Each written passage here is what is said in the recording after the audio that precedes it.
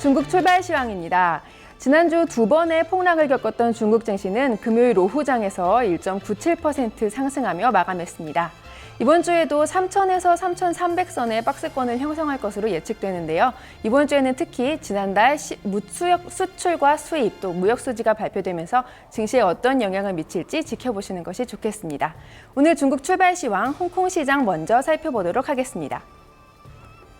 네, 현재 홍콩 항생 종합지수는 2.8% 하락하면서 19,880.53포인트 지나고 있습니다. 하락하는 종목 가운데는 파워SC 0.28%, 그리고 CKH홀딩스가 0.35% 하락하며 출발했고요. 상승하는 종목 살펴보시면 현재 왕왕차이나가 1.32% 상승하며 출발했고 CLP홀딩스가 0.46% 상승하며 출발했습니다. 이어서 홍콩 H지수 살펴보도록 하겠습니다.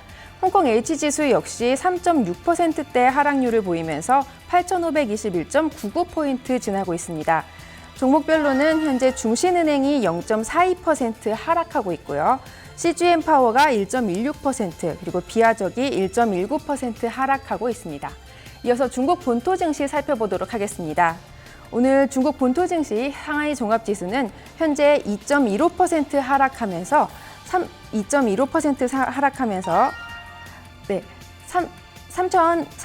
3,120.97포인트를 지나고 있습니다. 이어서 상하이 A지수 살펴보도록 하겠습니다. 상하이 A지수 역시 2%대 하락률을 보이면서 3,265.66포인트 지나고 있습니다.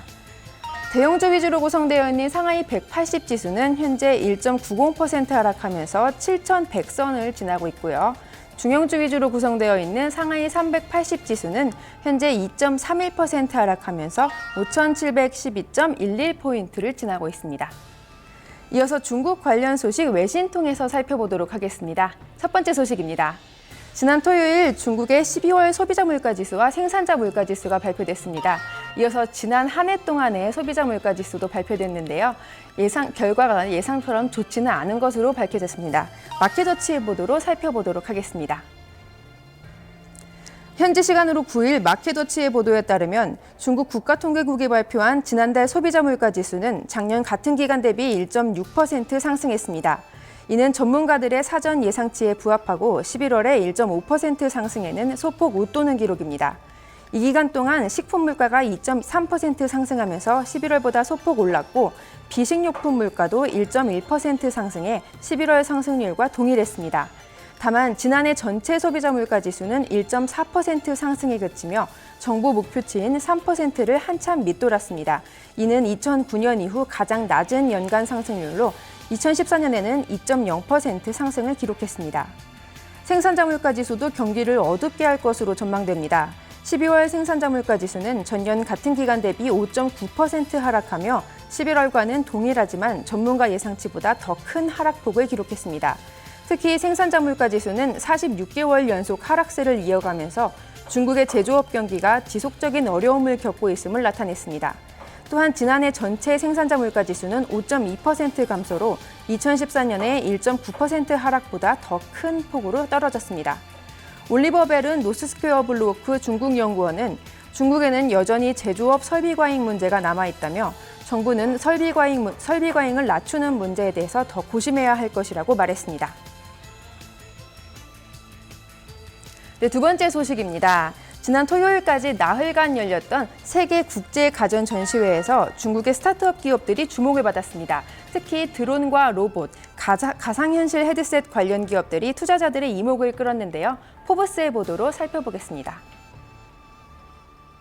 네, 현지 시간으로 10일 포브스의 보도에 따르면 최근 라스베가스에서 열린 세계 최대 국제가전 전시회 CES 2016에서 중국의 스타트업 기업들이 투자자들의 호평을 받았습니다. 얼마 전까지만 해도 중국 기업들은 싼 가격과 저품질로 평가됐었는데 몇 년 사이에 큰 성장세를 보였습니다. 이는 중국 기업가들이 신제품 출시에 있어서 홍보 활동과 외국 전문가 유입, 해외 기업들과의 파트너십, 크라우딩 펀딩을 통한 자금을 모으는 방법 등을 다양한 방면으로 성장해 가고 있기 때문입니다. 올해 중국 기업들은 작년보다는 높은 참가율을 보이면서 지난해 전시회장의 4분의 1가량이 참여했다면 올해는 대기업과 소기업을 모두 포함해 3분의 1 정도가 중국 기업들로 그중에서도 특히 드론과 로봇, 가상현실 헤드셋과 전기차, 스마트폰 관련 기업들의 관심이 집중됐습니다. 특히 중국의 러스왕이 선보인 스마트폰 르맥스 프로는 퀄컴의 스냅드래곤 820 칩셋을 처음 탑재한 제품으로 투자자들의 관심을 끌었고, 영국 명품 스포츠카 업체인 에스턴 마틴과 합작한 인터넷 탑재 차량용 콘솔을 선보이면서 중국 스타트업 기업들의 힘을 보여줬습니다. 이상 중국 출발 시황이었습니다.